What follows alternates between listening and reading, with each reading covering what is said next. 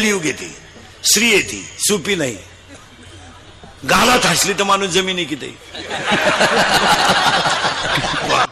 जो नादी लागला त्याला वड आहे बिडी नाही राहिली भाऊ.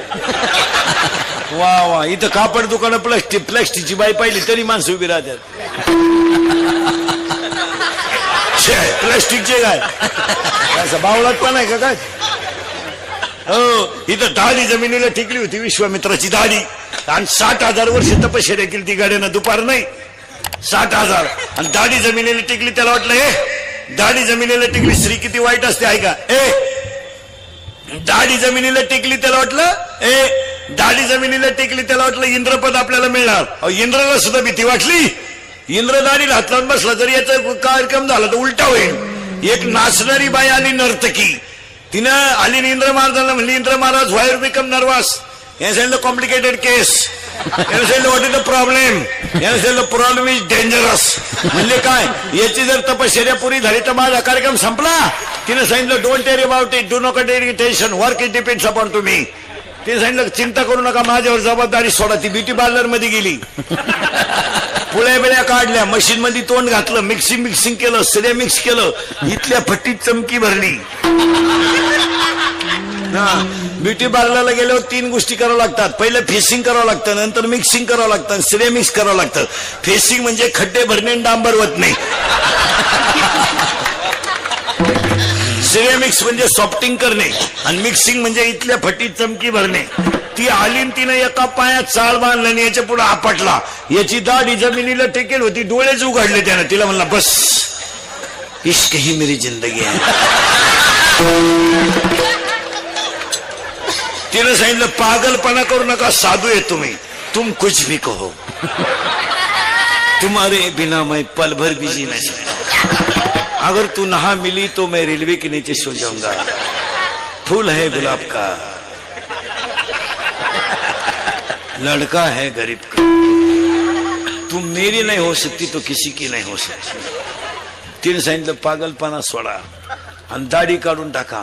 काढली ना दाढी, दाढी काढली, जीन पॅन्ट घातली विश्वामित्राने, आणि पुण्याचा क्षय झाला.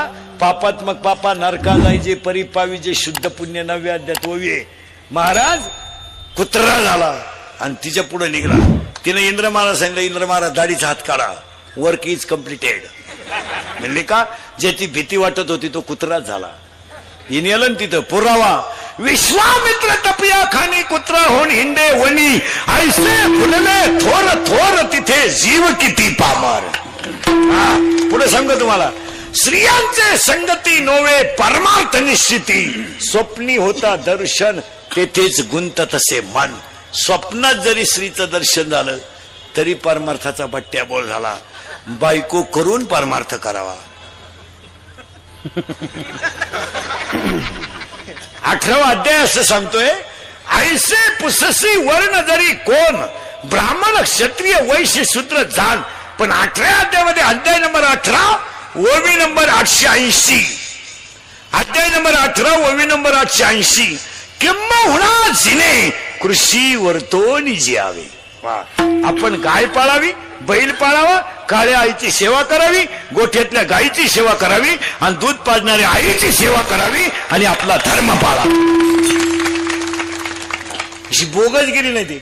हे नाही, काही माणसं सुरुवातीला म्हणते संन्याशी राहायचं, मागून कुठाने करत्या. कुठानेपेक्षा नको लपड. काळ वाईट आहे, कुठवर आलतो आपण ध्यानात ठेवा. चिंता बिंत काय करायची नाही, आयुष्य फार थोडं आहे. तरुण मंडळी नीट आहे का, निम्मा आयुष्य तुम्ही शिक्षणात जर घालवलं तर सुखी जगणार कावा. 42 पर्यंत तुम्ही शिकतच राहिले, 50ला मेले तुम्ही. मग तुम्हाला काही जीवन आहे का नाही. काय रात्रंदिवस जर शिकतच राहायचे तर तुम्ही आयुष्यातला आनंद लुटणार कधी. नोकरीवाल्यानं 58 वर्ष नोकरी केली आणि रिटायर झाल्यावर बंगल्याला कुदळी हल्ली 58ला. येडी आवला. 60ला बंगला पुरा झाला, 62ला वास्तुशांती झाली, 63ला तो वर्ष श्रद्धा आलं. तू बंगल्यात झोपलाच नाही, तुला बांधाय सांगितलं कोणी होतं. हलकट. आणि तू मेल्यावर त्याच्या पोरांनी घराला नाव दिलं दादांची कृपा. अहो दादा जिन्यातच मेले तर कृपा कशी काय होईल. बावळ्याचा बाजार. कोणत्याही माणसाने 55 वर्षाच्या पुढे कोणत्या क्षेत्रात काम करू नये. कीर्तनकाराचं वय 55 झालं, फेटा ठेवून द्यावा. हे कुठाने करायचे नाही. 55 75चं ग्रामपंचायतीला फॉर्म भरायला निघलं. 6 अर्ज फाटले तरी पीएन टाकानं येड नाही. ते ग्रामसेवक बोलले फॉर्म नका भरू तुम्ही. का? अर्जच संपले. काय आला मरायचं तर पडायला. आणि एक ध्यानात तेव्हा मारा, म्हातारपणामध्ये जर एखादी गोष्ट अपमानित झाली तर ती जीवनाला कायमचा कलंक ठरते. एखादा माणूस 2-3 वेळा ग्रामपंचायतीला पडला काय एवढं विशेष नाही, पण 2 वेळा सरपंच होऊन जर म्हातारपणाला जर ते पडलं तर मागचा अख्खं फेल गेलं. बदनामीचा कलंक कावळा शिवेपर्यंत राहतो. वय झाल्यावर त्याच्यात उतरू नये. हे सर्व्हिसवाल्यांचे वय सुद्धा 58 नकोय ना. हे 58-52 नकोय. 48 स्टॉप. घरी 62 आणि 65 काय करायचं ठेवून उरफाटे बावलीचे कवरही सांभाळायचे. बोल 5 मिनिटं भीत पुशीत होतो. मग पोर म्हणले फळा इकडे काय खेळायचं. जगामध्ये एकच खातंय महाराज अख्ख्या सज्जन खातं सध्या. वय पाहून कामाला ठेवतं, बुद्धी पाहून पगार देतं मिलिटरी. नंबर 1 तर सज्जन खातं. भाऊ 15 वर्ष झाले बस ही पीटी घे तुझा. आता कुठं करू नको. पिस्तोल जमा कर इकडं. तूर फट्या गोळ्या झाडशील एका दिवशी. आणि तुझा आता तुझी बुद्धी झाली कमी, तू करशील येड्यावानी. आणि इकडं बुद्धी वाढली का पेमेंट वाढायचं. बुद्धी कमी पेमेंट मोकार आणि बेजा कमी. पैशाचं करायचं काय. 7वा आयोग. मग त्यानं मी उन्हीला बंगला बांधून दिला. मग मी उन्हीला बंगल्याला नाव दिलं प्रयत्न.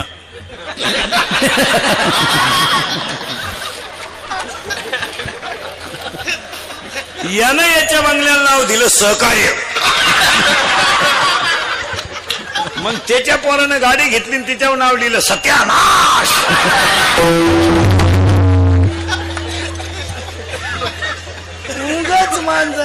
महाराज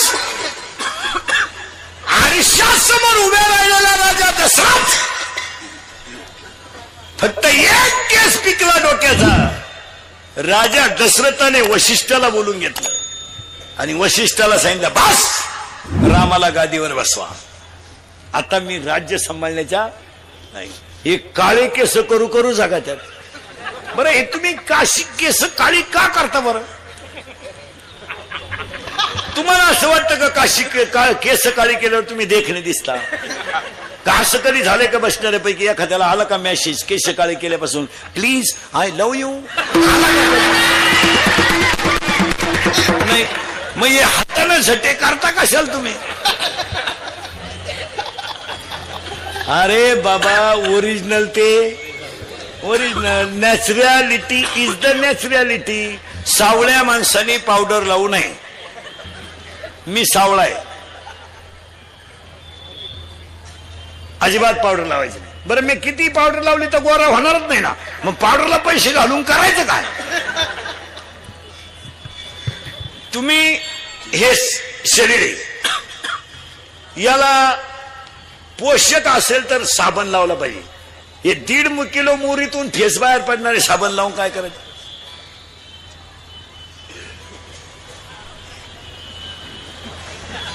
याला सजून काय करतात.